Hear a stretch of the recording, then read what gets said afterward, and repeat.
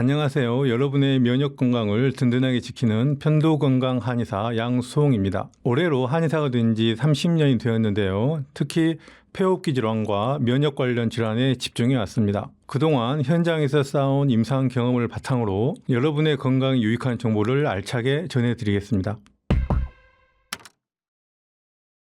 폐가 우리 몸 건강을 지키는 핵심 장기라고 하셨는데 그 이유가 무엇인가요? 네, 그렇습니다. 세 가지 이유를 들 수 있는데요. 첫 번째, 폐는 호흡을 통해 공기 중의 산소를 받아들이고 몸 안에 이산화탄소를 내보내는 역할을 합니다. 한의학에서는 폐주기라 하여 폐가 호흡과 기의 순환을 주관한다고 보는데요.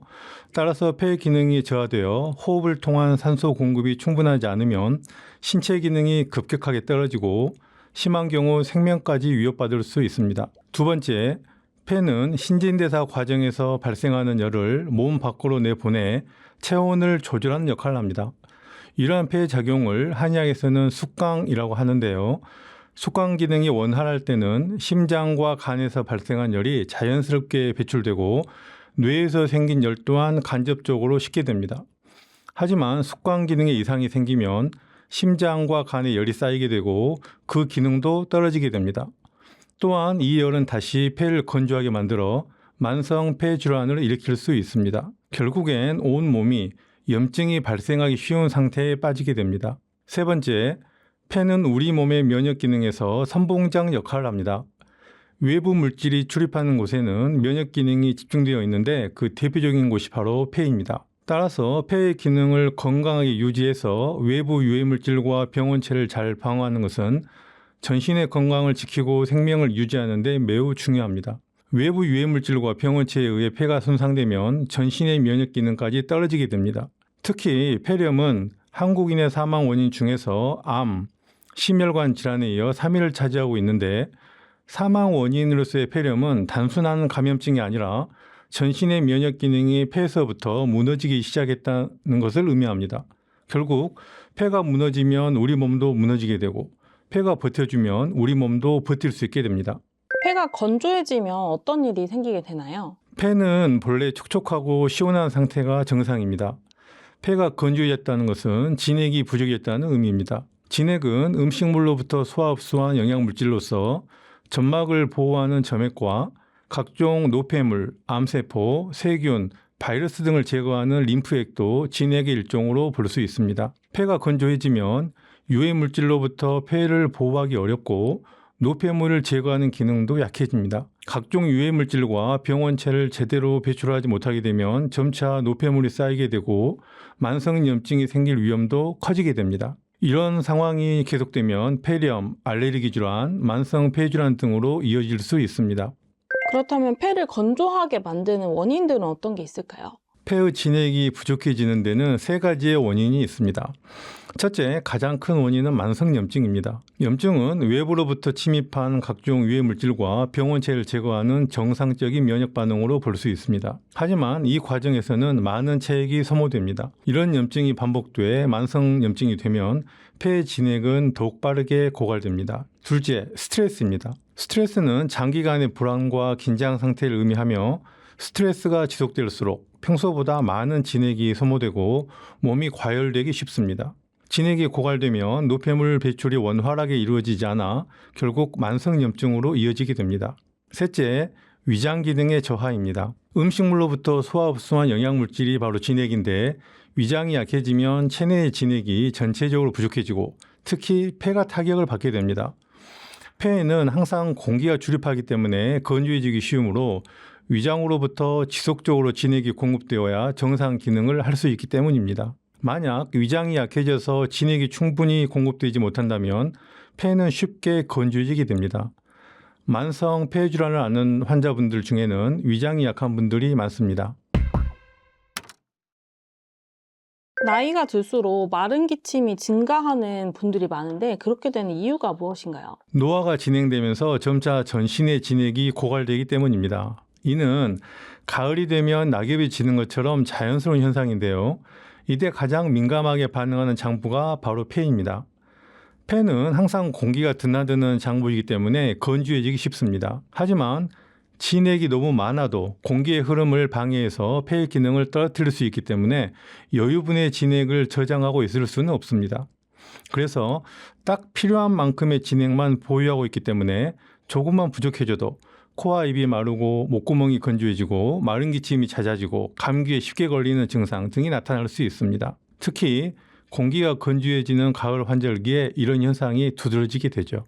기침이 오래 가면 위험하다는 얘기가 있는데 어떻게 생각하시나요? 기침이 오래 지속된다는 것은 노폐물이 계속 발생하고 있거나 노폐물이 원활하게 배출되지 못하고 있다는 뜻으로 폐호흡기의 이상을 알리는 중요한 신호입니다. 다량의 가래를 배출하는 젖은 기침이 지속적으로 발생한다면 폐 속에서 노폐물이 계속 발생하고 있는 경우로 볼 수 있으며 만성 폐쇄성 폐질환 같은 만성염증성 질환을 의심해 볼 수 있습니다. 가래가 잘 나오지 않는 마른 기침이 지속적으로 발생한다면 폐 진액이 부족해져서 노폐물이 원활하게 배출되지 못하는 경우이며 천식, 폐기종, 폐암, 폐섬유화 같은 질환을 의심해 볼 수 있습니다. 젖은 기침을 오래 하다 보면 진액이 부족해져서 마른 기침으로 변하는 경우도 있습니다. 목에 가래가 막 붙어 있는 것처럼 이물감이 느껴지는 분들도 있는데 이럴 때는 어떻게 하는 게 좋은가요? 목에 가래가 붙어 있는 것 같은 이물감이 드는 증상을 한방에서는 매핵기라고 하는데요. 이는 매실의시가 목에 걸려 있는 것 같은 느낌을 의미합니다.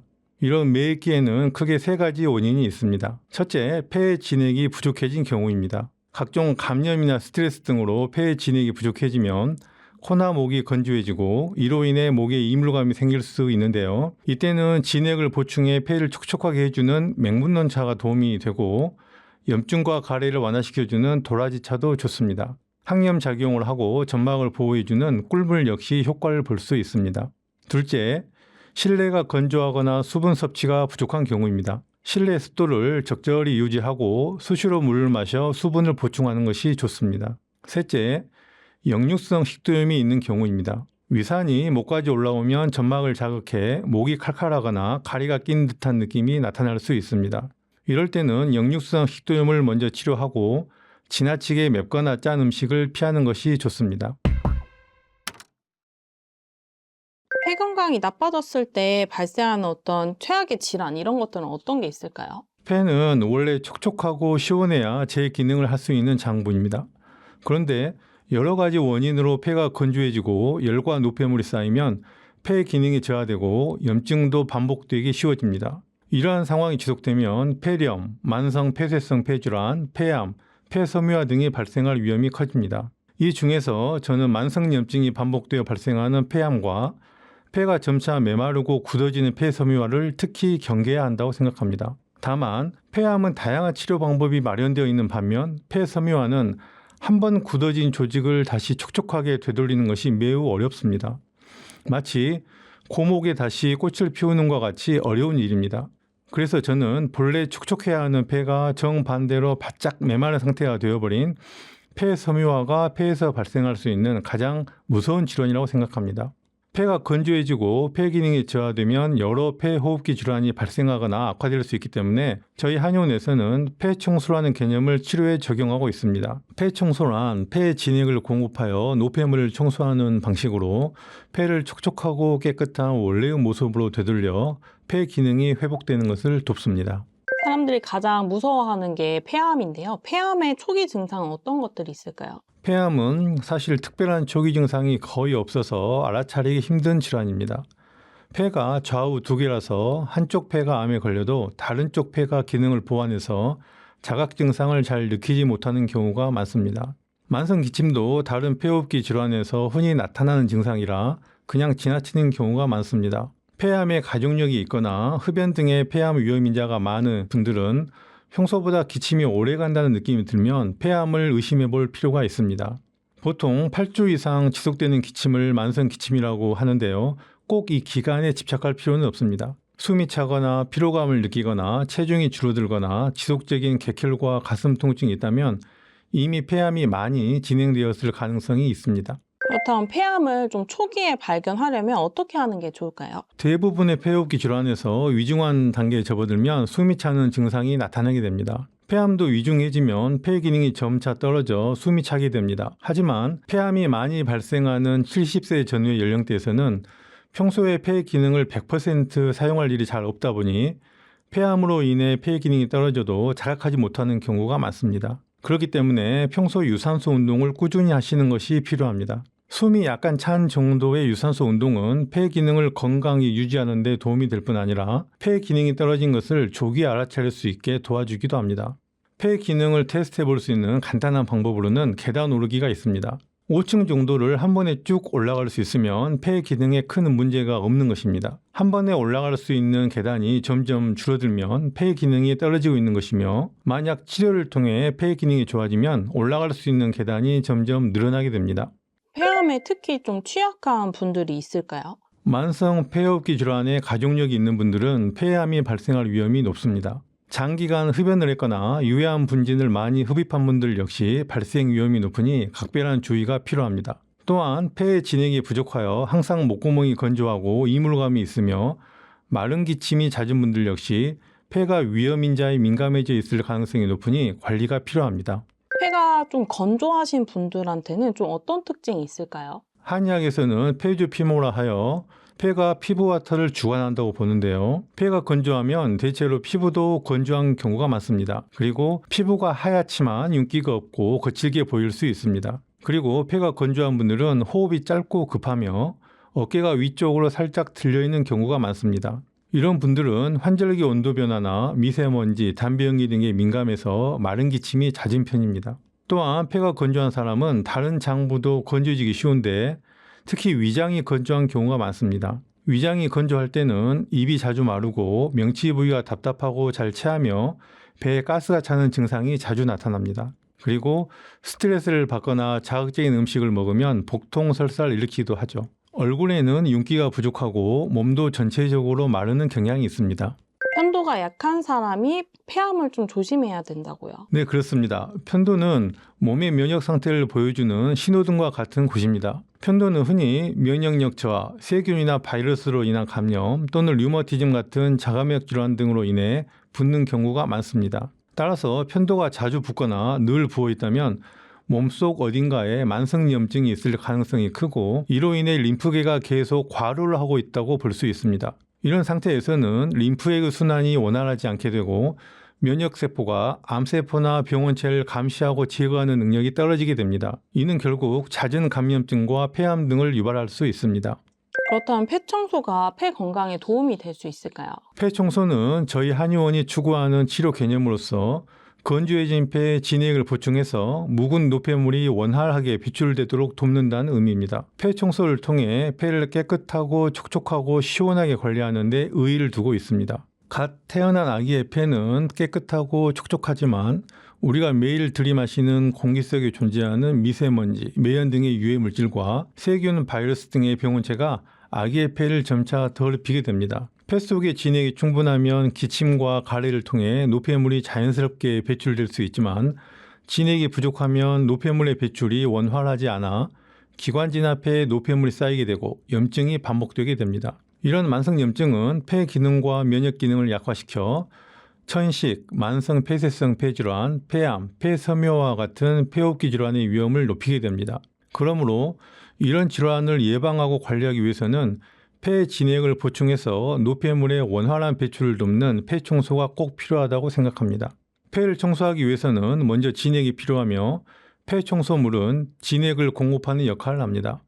폐 진액이 공급되면 조직에 탄력이 생겨 호흡이 원활해지고 숨이 덜 차게 됩니다. 그 다음에는 말라붙어 있던 노폐물이 밖으로 배출되게 됩니다. 폐 청소 과정에서 평소보다 큼지막한 가래가 가볍게 툭 튀어나오는 것은 대표적인 호전 반응이며, 단순히 폐 속에 노폐물이 제거되었다는 것 이상으로 폐의 노폐물을 청소할 수 있는 진액이 충분해졌다는 것을 의미합니다. 그렇다면 폐 청소가 폐암 치료에도 도움이 될 수 있을까요? 폐를 깨끗하고 촉촉하고 시원하게 관리하면 만성염증 완화에 도움이 되는데요. 이렇게 되면 우리 몸의 주요 면역기관인 림프계가 건강해지고 암세포를 감시하고 제거하는 시스템이 제대로 작동하게 되어 폐암의 치료와 관리에 긍정적인 영향을 기대할 수 있습니다. 실제로 저희 한의원에서 폐 청소를 받으신 폐암 환자분의 경험담이 미국 PBS 방송을 통해 소개된 바 있습니다. 저희 한의원에 내원하시는 폐암 환자분들은 보통 양방에서 더 이상 손 쓸 수 없는 상황에 이르러서야 오시는 경우가 많습니다. 수술이나 항암이 어렵고 기대 수명이 보통 2개월에서 3개월밖에 남지 않는 경우가 많습니다. 이런 환자분들이 폐 청소를 하시면 평소 1년 정도는 큰 불편 없이 생활하실 수 있으며 이례적으로 오래 견디시는 사례도 간혹 있습니다. 저는 개인적으로 폐암 치료에 있어서는 양다리 전략을 권해드립니다. 우리나라는 양방도 수준이 높고 한방도 수준이 높은 나라이기 때문에 양방과 한방 치료를 적절히 병행하는 것이 생존에 유리하다고 생각합니다. 정밀한 검사를 통해 질병을 조기에 발견하는 것과 수술이나 항암 등의 방법으로 질병 부위를 직접적으로 제거하는 것은 양방으로 하시고, 폐암의 위험인자가 높은 사람이 폐암을 미리 예방하는 것과 폐암 제거 후에 폐 기능을 재건하고 암의 재발을 막는 것은 한방으로 하시는 것을 권해드립니다. 폐와 호흡기 건강을 유지하는 데 산책이나 등산 같은 것도 도움이 될까요? 네, 그렇습니다. 산책이나 등산 같은 유산소 운동은 폐활량을 높이고 호흡근의 기능을 강화할 수 있을 뿐 아니라 혈액순환 개선에도 이롭습니다. 다만 몸에 무리가 가지 않는 강도로 꾸준하게 30분 이상 실천하는 것이 중요한데요. 폐와 호흡기 건강 관리에 도움이 되는 운동은 크게 성장형 운동과 정리형 운동으로 나눠볼 수 있습니다. 심폐 기능이나 근력을 기르는 성장형 운동은 청장년층에 적합하고, 혈액과 림프의 순환을 돕고 노폐물의 배출을 촉진하는 정리형 운동은 갱년기 이후 연령대에 특히 좋습니다. 갱년기 이후라면 걷기, 슬로우 조깅, 가벼운 등산, 수영, 필라테스, 계단 오르기, 실내 자전거, 에어스태퍼 등의 운동을 권해드리며, 운동을 통해 트림, 방귀, 땀, 소변 등의 배출이 있으면 좋습니다. 폐암을 예방하기 위해서 피해야 할 것들은 어떤 게 있을까요? 폐암을 예방하기 위해 꼭 피해야 될 4가지를 알려드리겠습니다. 첫째, 담배입니다. 담배에는 여러 발암물질이 함유되어 있어 폐를 손상시키고, 담배 연기에 지속적으로 노출되면 폐가 건조해지기 쉽습니다. 또한 흡연은 면역세포의 기능을 약화시켜 암세포를 감시하고 제거하는 능력을 떨어뜨리기 때문에 숨이 차기 시작했다면 반드시 담배를 끊으셔야 합니다. 둘째, 술입니다. 알코올 분해할 때 발생하는 많은 부산물 중에는 발암물질이 많습니다. 과음하고 필름이 끊기는 일이 잦아졌다면 반드시 술을 줄이거나 끊으셔야 합니다. 셋째, 체중 이상입니다. 과체중의 경우에는 몸속에 염증이 생기기 쉬운 환경이 되어 암 발생 위험이 커지며, 저체중의 경우에는 면역 기능이 약해져서 암 발생 초기에 적절하게 대응하지 못할 수 있습니다. 그러므로 정상 체중을 유지할 수 있도록 꾸준한 관리가 필요합니다. 넷째, 설탕입니다.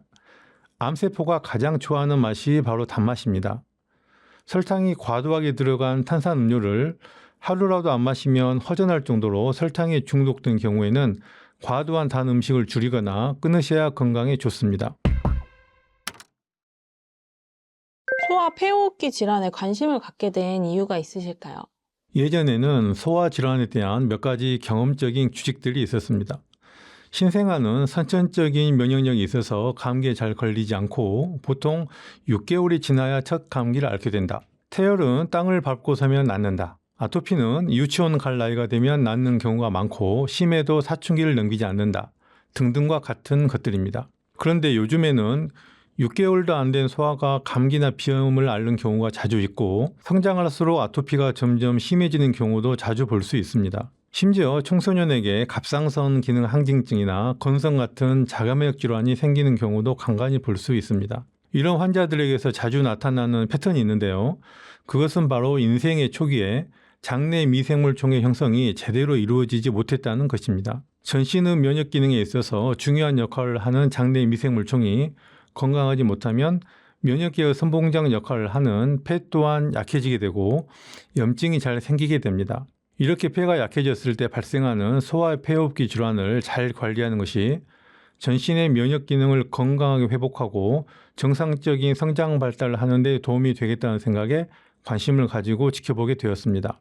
그렇다면 소아에게 특히 위험한 폐호흡기 질환이 있다면 어떤 게 있을까요? 특히 위험한 질환은 폐렴입니다. 폐의 상부에서 발생하는 질환인 감기, 비염과 달리 폐렴은 폐의 하부에 발생하는 질환입니다. 폐의 하부까지 감염되었다는 건 적군이 방어선을 뚫고 본진을 공격한 것과 비슷합니다. 한번 뚫린 방어선은 보강을 한다 해도 여전히 취약한 부분으로 남습니다. 3세 이전에 폐렴을 자주 앓았던 소아는 성장을 해도 면역 기능에 문제가 생기는 경우가 많습니다. 콧물과 가래가 많이 나오는 아이라면 폐가 약한 거라고 볼 수 있을까요? 콧물과 가래가 많이 나오는 것만 가지고 폐가 약해졌다고 보기 어렵습니다. 오히려 몸속의 노폐물이나 염증 물질을 잘 배출하고 있다는 의미일 수도 있습니다.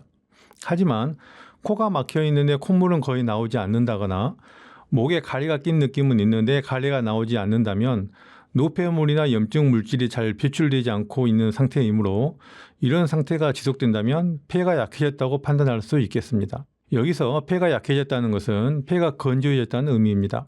혹시 체중으로 소아의 건강 상태를 알 수 있을까요?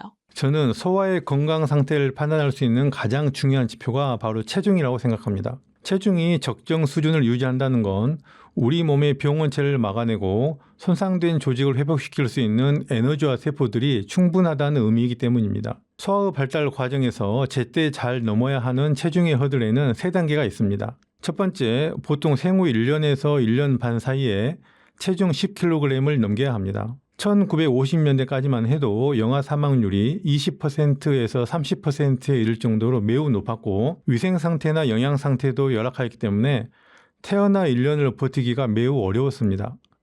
그래서 1년을 잘 버티면 돌잔치를 크게 열어주었는데요.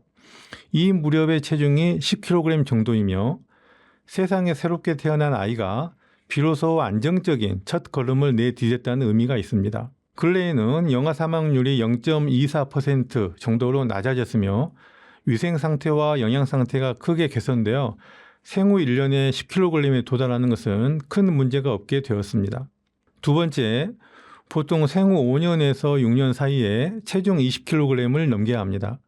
소아의 발달 과정에 있어서 소속된 집단의 크기가 단계적으로 커질수록 인간관계도 기하급수적으로 늘어나게 되고 뇌 기능도 단계적으로 발달하게 됩니다. 인간관계의 형성에 있어서 중요한 것이 바로 다른 사람의 마음을 헤아리는 공감 능력인데 공감 능력이 발달하기 시작한 시점이 바로 5세에서 6세 사이입니다. 이 시기에 비약적으로 늘어나는 뇌 활동을 물질적으로 안정되게 뒷받침할 수 있는 체중이 바로 20kg입니다. 이 시기에 20kg을 잘 넘기지 못하면 육체적 성장뿐만 아니라 지능과 공감 능력 발달에 어려움을 겪을 수 있습니다. 세 번째, 보통 12세 전후에는 체중 40kg을 넘겨야 합니다. 12세가 되면 육체적으로 모든 장기의 기능이 비로소 완비되어 생식이 가능한 단계에 이르게 되고 정신적으로는 자아가 강해지며 주도적으로 사회생활을 시작할 수 있게 됩니다. 그래서 이 시기를 사춘기, 반항기, 질풍노도의 시기라고 부릅니다. 보통 20kg의 허들을 잘 넘긴 소아는 40kg의 허들도 무난하게 잘 넘는 경우가 많습니다. 말씀해주신 3가지 허들 중에서 특히 더 중요한 게 있을까요? 소아의 발달에 있어서 임상적으로 중요한 관문이 되는 체중은 5세에서 6세 사이에 넘어야 하는 20kg입니다.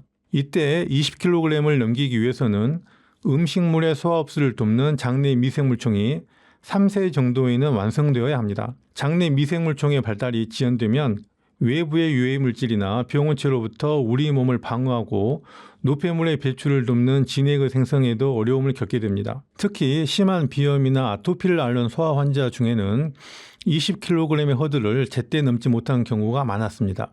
아이가 저체중일 경우에 폐와 호흡기에도 영향이 있을 수 있을까요? 위장이 약한 아이들은 저체중인 경우가 많은데요. 위장의 기능이 약하면 음식물을 소화 흡수하는 과정에서 우리 몸에 필요한 만큼의 진액을 만들어내기가 어렵습니다. 이렇게 진액이 부족해지면 가장 민감하게 반응하는 장기가 바로 폐입니다. 진액이 부족해지면 폐가 건조해지기 쉽고 폐가 건조해지면 외부의 유해 물질이나 병원체로부터 몸을 방어하는 능력이 약해져서 각종 폐호흡기 질환의 발생 위험이 커지게 됩니다. 근래에 소아의 장내 미생물총 발당이 어려워진 이유가 있을까요? 장내 미생물총은 장 내부에서 인체와 공생하고 있는 미생물 덩어리를 의미합니다. 아기가 뱃속에 있을 때에는 장에 미생물이 없다가 태어나서 여러 환경을 겪으면서 점점 미생물총이 만들어지고 보통 3세 정도 되면 장내 미생물총이 완성됩니다. 단 출산 과정이나 성장 환경이 다르기 때문에 장내 미생물총의 발달에도 개인차가 발생하게 됩니다. 근래 소아의 장내 미생물총이 제대로 발달하지 못하는 경우가 많아지고 있는데 여기에는 크게 세 가지 원인이 있습니다. 첫째, 자연분만이 줄었습니다. 자연분만의 경우에는 출산 과정에서 산모의 장내의 미생물들이 아이에게 전달됩니다. 산모 질이나 장에서 온 미생물들은 아직 위산이 분비되지 않는 신생아의 위를 안전하게 통과하여 장으로 내려가 정착하게 되며 향후 발달하게 될 장내 미생물종의 종자가 됩니다. 하지만 최근에는 제왕절개 비율이 60%를 넘고 자연분만을 하더라도 미리 관장을 하기 때문에 산모의 장내 미생물들이 아이에게 전달되는 것이 어려워졌습니다. 둘째, 모유 수요가 줄었습니다. 산모 모유에는 장내 미생물들이 존재하는데 산모의 면역세포가 장내 유익한 미생물들을 산모 유선으로 운반하고 이 미생물들이 모유와 함께 나오는 것입니다. 자연분만을 하면 자연스럽게 모유 수유로 이어지게 되는데 근래 자연분만이 줄어들면서 모유 수유도 줄어들게 되었으며 아이들이 엄마로부터 유익한 미생물들을 전달받지 못하는 경우가 많아지게 되었습니다. 셋째, 항생제의 오남용이 많아졌습니다. 아이의 장내 미생물종 형성에 가장 큰 악영향을 주는 것이 바로 항생제의 오남용입니다. 항생제는 여러 감염증을 치료하여 영유아의 사망률을 낮추는 데 크게 기여하였지만 한편으로는 아이의 연약한 장내 미생물종에 큰 타격을 줄 수도 있으므로 주의해서 사용해야 합니다. 항생제 오남용의 대표적인 예가 바로 감기에 항생제를 사용하는 것입니다. 항생제는 감기를 치료할 수 없으며 감기는 아이가 충분히 스스로 극복할 수 있는 질환입니다. 아이는 보통 생후 6개월에서 1년 사이에 첫 감기를 경험하게 되는데 첫 감기를 어떻게 극복하느냐가 향후 면역 기능의 발달에 중요한 분기점이 됩니다. 항생제가 면역 기능에 오히려 해가 된다는 내용을 좀 더 자세히 설명해 주신다면요. 항생제 오남용의 대표적인 예가 바로 감기에 항생제를 쓰는 것이라고 말씀드렸는데요. 항생제는 감기 바이러스를 제거하는 데 도움이 되지 않습니다. 오히려 아이의 장내 미생물종에 타격을 줘서 장기적으로는 면역 기능을 약하게 만듭니다. 소아의 폐호흡기 질환에 있어서 감기는 극복하고 독감은 피한다는 것을 기본 전략으로 삼는 것이 좋겠습니다. 해열제도 무분별하게 사용하면 아이의 면역 기능을 오히려 약하게 만듭니다. 감기에 걸리면 보통 열이 나는데 체온이 2도에서 3도 정도 올라가면 외부에서 침입한 바이러스의 활성도는 떨어지게 되고 반면에 체내의 면역 기능은 더 활발하게 작동하게 됩니다. 그러므로 감염 초기에 열이 나는 것은 정상적이며 바람직한 반응입니다. 그런데 만약 해열제로 억지로 열을 내린다면 면역 기능이 제대로 싸워보지도 못하고 감염이 소강 상태에 이르게 됩니다. 이런 과정이 반복되면 면역계는 외부 병원체에 대해 전투력을 증강시켜 싸울 기회를 잃어버리게 되며 결국 면역 기능이 약해지게 됩니다. 다만 감기에 있어서 정상적인 발열의 온도를 38.5도에서 39.5도 사이로 보는데 만약 이 이상으로 열이 오르거나 아이가 처지는 느낌이 들면 해열제를 사용하는 것이 좋습니다. 돌 이전의 아이에게는 투여하기 편하고 효과가 빠른 좌약식 해열제를 권해드립니다. 또한 비염, 축농증, 중이염 등의 질병에 사용되는 항생제도 소아의 장내 미생물종에 타격을 줄 수 있으므로 신중하게 사용해야 합니다. 항생제 복용 후에 복동 설사가 발생하거나 체력이 떨어지는 경우에는 항생제를 사용하는 것이 득보다 실이 더 많을 수도 있습니다. 항생제를 쓰지 않고 소아의 폐호흡기 질환을 치료할 수 있는 방법이 있을까요? 폐는 위장과 더불어 외부와 물질을 교환하는 중요한 통로이며 면역 기능이 가장 활발하게 작동하는 곳입니다. 따라서 폐의 기능을 강화하면 소아의 폐호흡기 질환을 예방할 수 있고 항생제의 오남용으로부터 장내 미생물종의 손상을 막아 아이가 잘 성장할 수 있도록 도와줄 수 있습니다. 폐 기능을 강화하기 위해서는 진액 보충에 집중해야 하는데요. 염증이나 스트레스 등의 이유로 폐의 진액이 부족해지면 노폐물이 쌓이면서 염증이 반복되고 폐 기능과 면역 기능이 함께 약화됩니다. 따라서 저희 한의원에서는 부족한 진액을 보충하여 노폐물을 제거하는 폐 청소를 소아의 폐호흡기 질환에 적용하고 있는데요. 폐 청소물로 폐를 촉촉하고 시원한 상태로 만들어 스스로 병을 극복할 수 있게끔 하는 방식은 몸에 무리를 주지 않아 소아에게도 적합합니다. 근래 비염으로 내원한 환자가 비염을 불치병이라고 자조적으로 부르는 것을 들은 적이 있는데 비염은 불치병이 아닙니다. 서너 살 때부터 10년 넘게 알아온 만성 비염도 폐 청소를 통해 원만하게 치료되는 것을 볼 수 있었습니다. 그렇다면 어떤 경우에 소아에게 폐 청소를 적용해야 할까요? 소아가 폐 청소를 해야 되는 경우는 크게 세 가지 정도 말씀드릴 수 있습니다. 첫째, 감기를 자주 앓는 경우입니다. 특히 폐의 진행이 부족하면 열 감기를 자주 앓게 되는데 이런 경우에는 당장 열을 낮추는 치료보다는 폐를 촉촉하고 시원하게 해주는 치료가 필요합니다. 둘째, 잦은 감기가 비염, 축농증, 중이염 등으로 번지는 경우입니다. 비염은 코, 축농증은 부비동, 중이염은 귀에 염증이 생기는 만성염증성 질환인데요. 감염 같은 외부 요인으로 생기기도 하지만 면역력 저하나 알레르기 체질과 같은 내부 요인으로 생기는 경우도 많습니다. 한의학적으로는 코, 인후, 기관지가 모두 폐 계열에 속하기 때문에 폐 기능이 약해지면 이런 만성염증이 발생하기 쉽습니다. 따라서 폐 청소를 통해 폐 기능과 면역 기능이 회복되면 이런 질환의 발생을 막을 수 있습니다. 셋째, 감기가 쉽게 폐렴으로 넘어가는 경우입니다. 상기도 감염인 감기가 하기도 감염인 폐렴으로 쉽게 넘어간다는 것은 폐의 면역 기능에 문제가 있는 것입니다. 폐의 상부에서 하부로 병이 진행되지 않게 막아야 할 방어선이 쉽게 뚫리는 것으로 볼 수 있습니다. 전신의 진액이 점차 고갈되는 노년기에는 폐 또한 건조해지기 쉽기 때문에 감기가 폐렴으로 넘어가는 경우가 흔합니다. 하지만 소아의 경우는 다릅니다. 소아의 폐렴은 마땅히 촉촉하고 건강해야 할 소아의 폐가 제 기능을 못한다는 의미이므로 경각심을 가지고 적극적으로 대처해야 합니다. 그렇다면 폐가 깨끗해지면 면역력도 좋아지는 걸까요? 네, 그렇습니다. 폐는 호흡을 주관하고 위장에서 생성된 진액을 온몸으로 퍼뜨려 목과 기관지, 편도까지 촉촉하게 적셔주는 기관입니다. 특히 편도는 외부로부터 침입하는 세균, 바이러스 등을 방어하기 위해 면역세포가 밀집해 있는 면역계의 전초기지인데요. 흔히 목젖 양옆에 있는 구개편도만 떠올리지만 인두편도, 이관편도, 설편도까지 4종류의 편도가 입과 코를 통해 들어오는 병원체와 각종 유해물질을 막아내는 방어선을 이룹니다. 진액이 충분하고 폐가 깨끗할 때는 편도의 면역 기능도 활발하게 작용해 염증과 질환으로부터 몸을 스스로 지킵니다. 소아의 폐를 촉촉하게 유지하기 위해서 도움이 되는 생활 습관은 어떤 게 있을까요?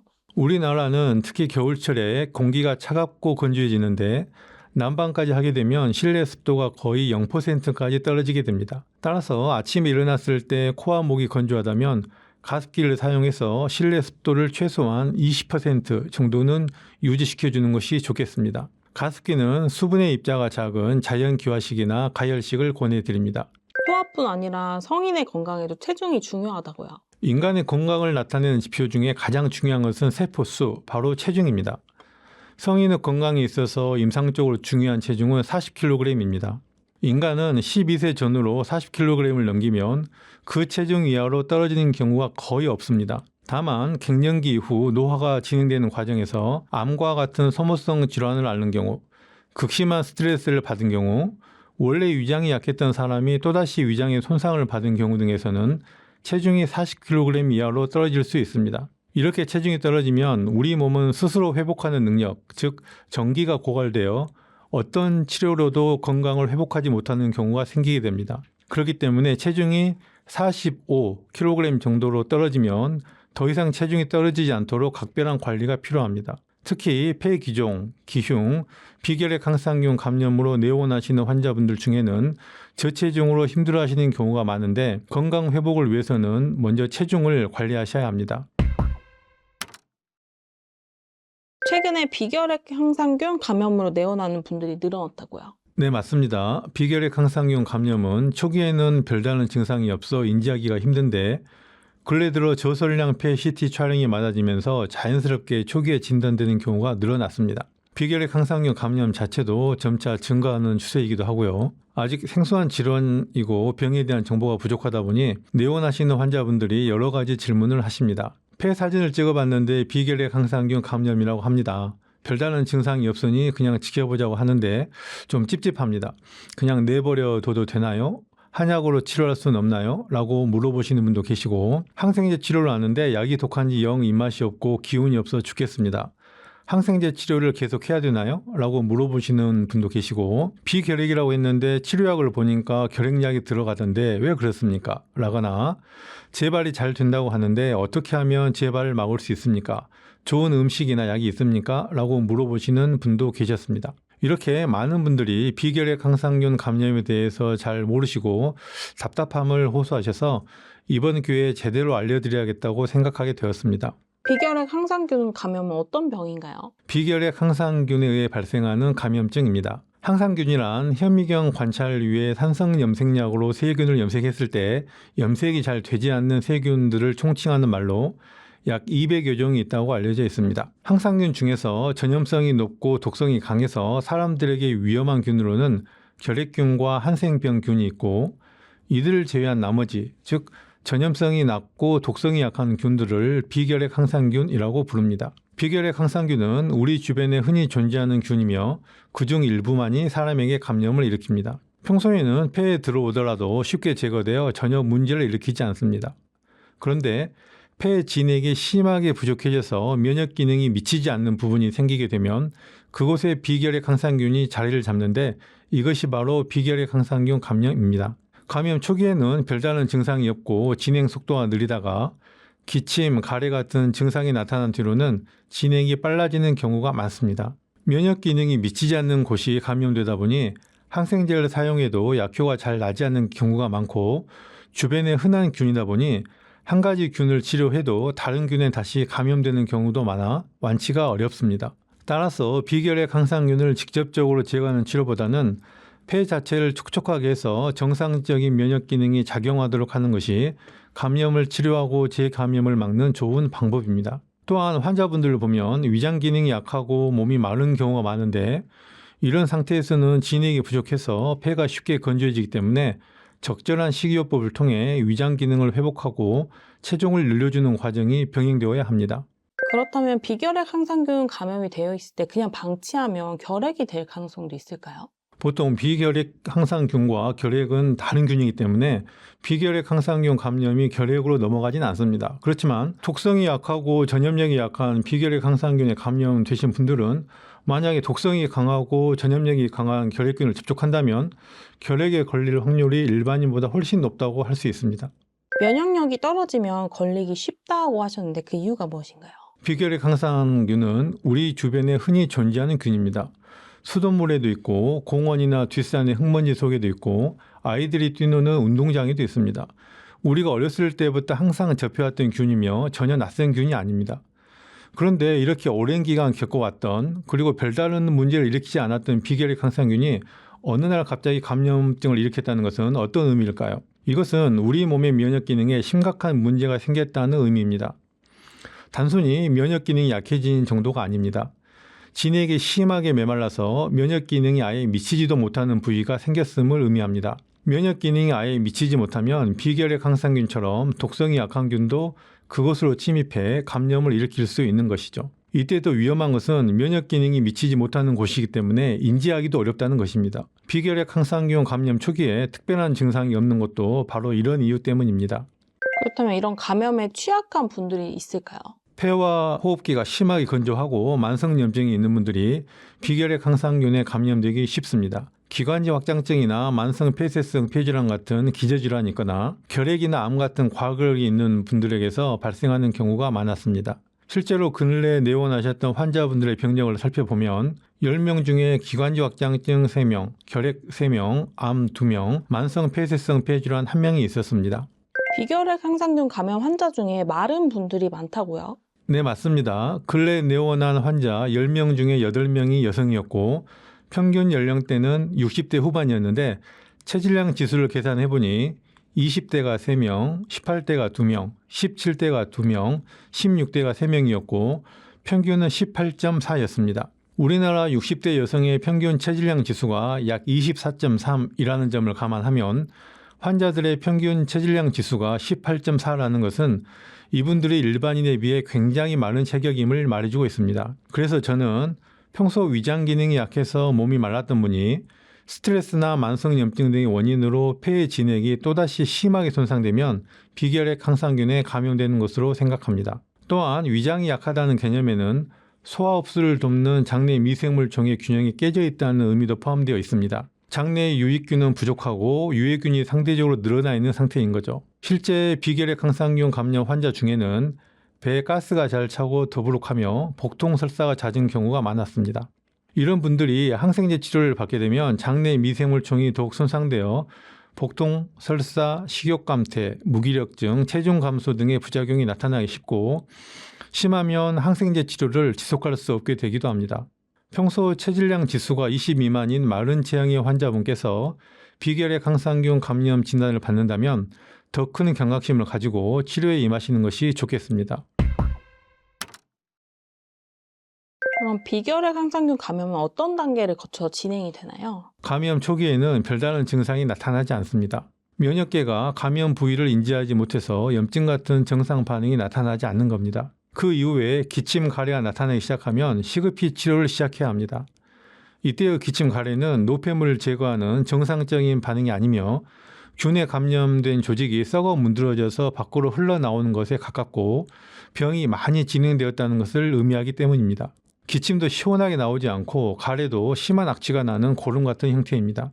기침, 가래가 나오는 단계에서 치료 시기를 놓치면 감기가 쉽게 폐렴으로 진행되는 단계로 넘어갑니다. 비결핵 항상균 감염으로 폐의 정상적인 면역 기능이 미치지 못하는 부위가 생기면 감기 같은 가벼운 감염이 쉽게 폐렴으로 이어지게 되는 겁니다. 감기 증상이 나타나고 일주일도 안 돼서 폐렴 증상이 나타난다거나 감기만 걸리면 폐렴으로 이어진다면 심각한 상황으로 볼 수 있습니다. 그 다음으로는 폐렴이 폐혈증으로 진행되는 단계입니다. 폐 전체가 전신 감염의 발판이 되는 거죠. 가벼운 감기 증상에서 갑자기 폐렴으로 악화되고 폐렴이 또다시 빠르게 폐혈증까지 이어지는 경우입니다. 폐에서 시작된 감염이 온몸으로 퍼져 폐혈증으로 발전하면 목숨까지 위험할 수 있습니다. 이게 치료하기가 대단히 좀 어려운 병이라고 하던데 정말인가요? 네, 그렇습니다. 비결핵 항상균 감염을 치료하는데 항생제를 많이 사용하는데요. 저는 비결핵 항상균 감염은 항생제로 치료하기 어려운 병이라고 생각합니다. 감염 부위에 면역 기능이 미치지 않고 항생제의 약효도 잘 닿지 않아 치료 효과가 잘 나지 않기 때문입니다. 알려진 바로는 항생제 치료 성공률이 약 45%에서 60% 수준에 불과합니다. 그래서 치료 기간은 길어지고 약은 독해질 수밖에 없게 되는 거죠. 항생제를 장기간 복용하게 되면 복통, 설사, 식욕감퇴, 무기력감, 체중 감소, 면역력 저하 등의 부작용을 겪게 되는데요. 비결핵 항상균 감염 치료를 위해서는 폐와 위장이 먼저 건강을 되찾아야 하는 만큼 위장에 부담을 주는 항생제 사용은 득보다 실이 많다고 생각합니다. 또한 비결핵 항상균은 일상에서 흔히 접하는 균이라 항생제 치료를 해도 폐 기능 자체가 좋아지지 않으면 재감염의 위험이 큽니다. 이 경우에는 이전에 감염됐던 균에 다시 감염되는 것이 아니라 다른 균에 의해 감염되는 경우가 더 많습니다. 심지어 한 가지 비결핵 항상균에 대해 항생제 치료를 하는 도중에 또 다른 비결핵 항상균에 감염되는 경우도 있습니다. 따라서 항생제를 사용해서 비결핵 항상균을 직접적으로 제거하는 치료보다는 이 감염이 반복해서 발생하는 근본적인 원인이 폐의 진액 부종임을 깨닫고 폐를 원래 촉촉한 상태로 되돌리는 치료를 하는 것이 바람직합니다.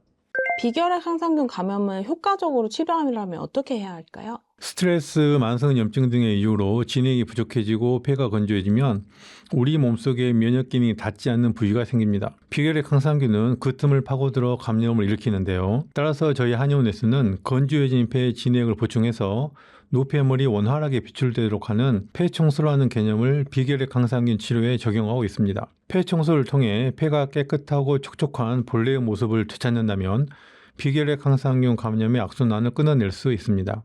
비결핵 항상균 감염 치료가 결핵 치료랑은 어떻게 다른가요? 결핵균은 항상균 중에서 독성과 전염력이 강한 균이며 비결핵 항상균은 그에 비해 독성과 전염력이 약한 균입니다. 당연히 비결핵 항상균 감염 치료가 결핵 치료보다 쉬울 것처럼 느껴지지만 실상은 그렇지 않습니다. 독성과 전염력이 약하고 일상에서 흔히 접하는 비결핵 항상균에 감염됐다는 것은 그 자체로 이미 폐가 심각하게 건조해서 면역 기능이 매우 낮아져 있다는 의미이며 체력 자체도 많이 약하다는 것을 의미합니다. 따라서 치료에 있어서도 비결핵 항상균 감염 치료가 결핵 치료보다 더 까다롭습니다. 결핵 치료가 보통 6개월에서 1년 정도 걸린다면 비결핵 항상균 감염 치료는 보통 1년에서 2년 정도 걸리며 치료 경과도 좋지 못하고 재감염도 잘 되는 편입니다. 다만 결핵균과 비결핵 항상균은 모두 항상균이어서 결핵약이 비결핵 항상균 치료에 사용되는 경우도 있습니다.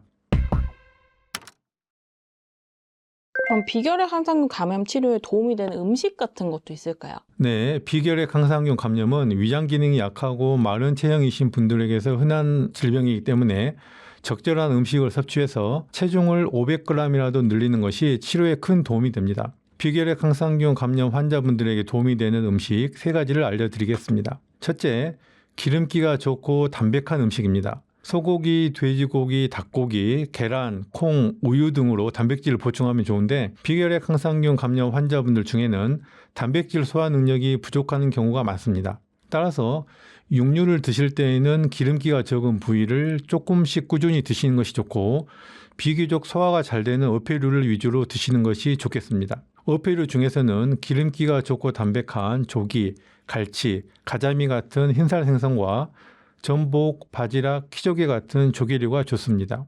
둘째, 위장을 촉촉하게 하는 음식입니다. 이런 음식은 대체로 신맛이 나며 끈적거리는 경우가 많습니다. 대표적으로 키위가 있는데 하루에 한두 알 꾸준히 먹으면 좋고 너무 시다면 숙성시킨 후에 먹거나 신맛이 덜한 품종인 골드 키위를 먹는 것이 좋겠습니다. 꾸준히 먹으면 위장이 촉촉해져서 진액을 생성하는 데 도움이 됩니다. 단 먹고 나서 신물이 넘어오거나 속이 더부룩하다면 안 맞는 것이니 피하는 것이 좋겠습니다.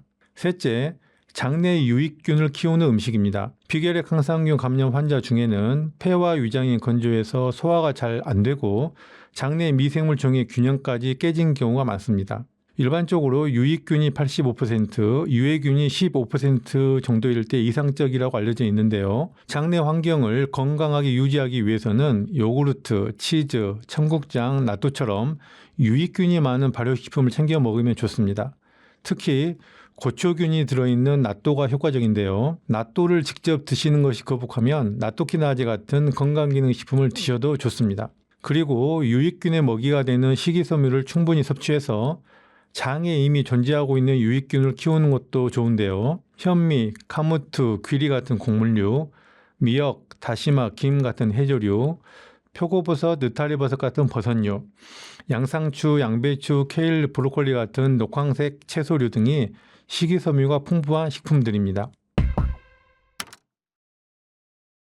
아토피로 고생하는 분들도 굉장히 많은데요. 아토피의 원인은 무엇인가요? 흔히 아토피로 불리는 아토피 피부염은 만성 염증성 피부 질환으로 주로 유아기 또는 아동기에 시작됩니다. 심한 가려움증, 피부 건조, 붉은 반진, 진물, 피부 두꺼워짐 등이 대표적인 증상인데요. 주로 피부가 접히는 부위에 많이 발생합니다. 아토피는 피부가 건조하고 예민해지면서 발생하는 알레르기 질환으로서 겉으로 드러난 피부 증상만 치료하면 재발하기 쉬우며 그 원인을 제대로 치료하는 것이 중요합니다. 한의학에서는 폐주 피모라 하여 폐가 피부를 주관한다고 봅니다. 이 관점에서 보면 피부에 아토피가 생기는 것은 폐 기능과 관련되어 있습니다. 폐가 건조해지면 피부도 건조하고 예민해지면서 아토피 같은 염증성 피부 질환이 발생하기 쉬운 환경이 됩니다. 반대로 폐가 촉촉해지면 피부도 촉촉해지면서 아토피 증상도 가라앉게 됩니다. 스테로이드 치료에 대해서 어떻게 보시나요? 염증은 인체의 면역계가 유해물질을 제거하는 과정인데 스테로이드 젤을 사용하면 인체의 면역계가 유해물질을 인지하지 못하게 되어 결국 유해물질을 제거하지 못하게 됩니다. 결국 처리되지 못한 유해물질은 몸속 구석구석에 퍼지게 되며 나중에 문제를 일으키게 됩니다. 스테로이드 젤을 사용하면 단기적으로는 염증이 완화되는 것처럼 보이지만 스테로이드 젤 사용을 멈추면 결국 염증이 더 심하게 재발하게 됩니다. 또한 장기적으로 스테로이드 젤을 사용하면 점차 내성이 생겨 단기간의 효과마저 점차 사라지게 됩니다. 따라서 저는 처음에 조금 힘들더라도 염증의 원인을 제대로 제거하는 치료를 해야 장기적으로 더 효과적이라고 생각합니다. 그렇다면 아토피 치료는 어떻게 하는 게 좋을까요? 아토피는 흔히 특정 물질에 과도하게 면역 반응을 일으키는 알레르기 질환으로 분류됩니다. 즉 아토피는 면역 기능이 너무 예민해져서 생긴 병이라고 할 수 있으며 그 원인은 폐에서 찾을 수 있습니다. 폐가 건조해지면 피부도 건조하고 예민해져서 염증이 쉽게 발생하고 결국 면역 기능이 과민해져서 아토피가 생기게 됩니다. 따라서 저희 한의원에서는 건조해진 폐에 진액을 보충해서 피부도 촉촉하게 만드는 폐 청소의 개념을 아토피 치료에 적용하고 있는데요. 피부가 촉촉해지면서 염증이 가라앉고 노폐물이 원활하게 배출되어 아토피의 증상들이 진정되는 치료 사례를 꾸준히 목격하고 있습니다. 생활 습관만 바꿔도 아토피 완화에 도움이 된다고요? 네, 그렇습니다. 아토피는 만성 염증성 피부 질환으로 피부에 자극이 될 만한 것들을 피하면 증상 완화에 도움이 됩니다. 첫째, 폐를 건조하게 하는 것을 피해야 합니다. 특히 진액을 고갈시켜 폐를 건조하게 하는 대표적인 요인인 스트레스와 흡연을 피해야 합니다. 폐가 촉촉하고 건강해지면 피부의 염증도 가라앉게 됩니다. 둘째, 피부에 자극을 주는 옷을 피해야 합니다. 거친 섬유로 만들어진 옷은 피부와 맞닿았을 때 자극을 줄 수 있기 때문에 가늘고 부드러운 섬유로 만든 옷이 좋습니다.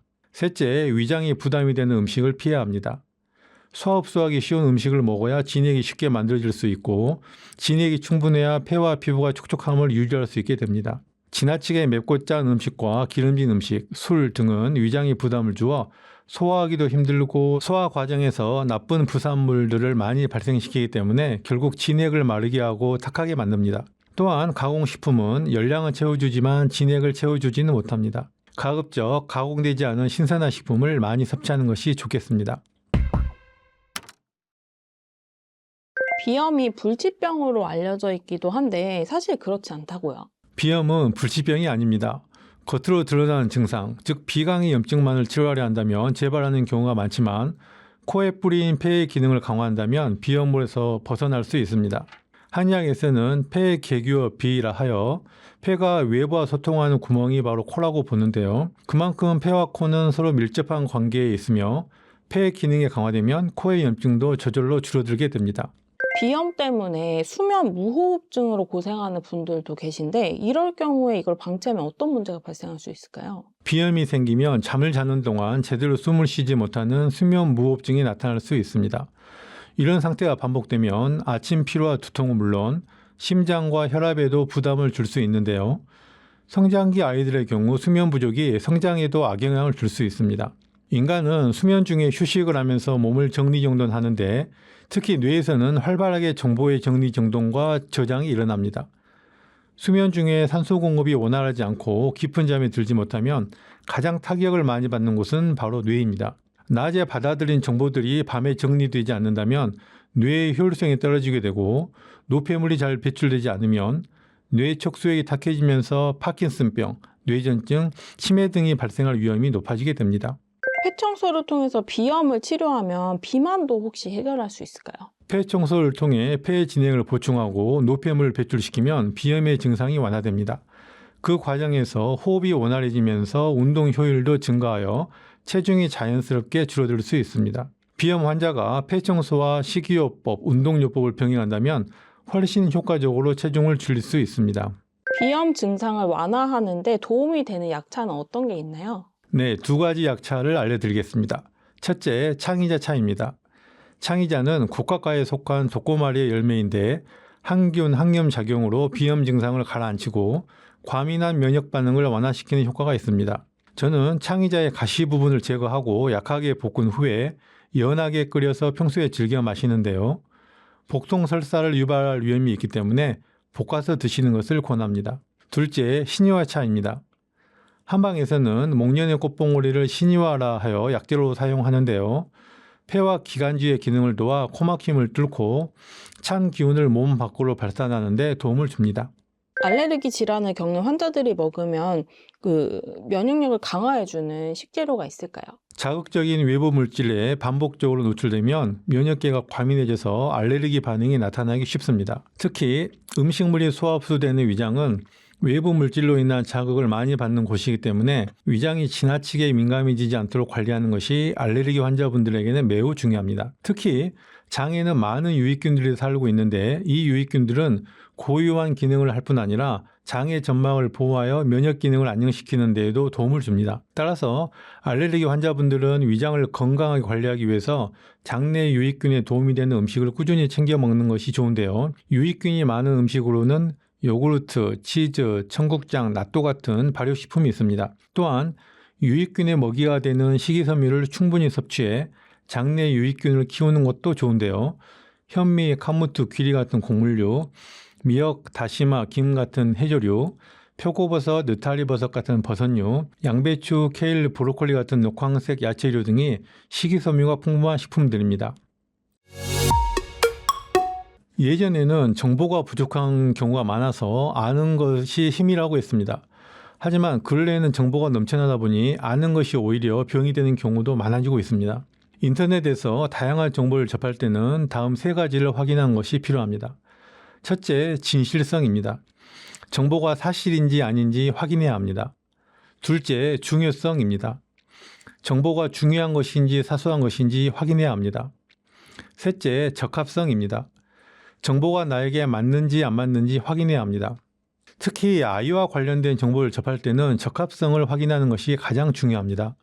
아무리 중요하고 유익한 정보를 할지라도 아이에게 적합하지 않으면 오히려 아이에게 손상을 줄 수도 있기 때문입니다. 대학에서는 아이를 키우는 것에 대해 심성구지면 수불중이나 불언이라고 하였습니다. 마음이 진실로 구하면 비록 적중하지는 못하더라도 많이 빗나가지는 않을 것이다 라는 의미입니다. 누구나 자식 일에 대해서는 불안감이 앞서기 마련입니다. 하지만 자식을 가장 진실되게 대하며 가장 잘 아는 사람은 바로 엄마이므로 세상의 모든 엄마들이 자식 일에 대해서 좀 더 자신감을 가지고 자주적으로 대처해 나아가시길 기원합니다. 저의 이야기가 도움이 되셨기를 바라며 지금까지 여러분의 면역 건강을 지키는 평도건강 한의사 양수홍이었습니다. 감사합니다.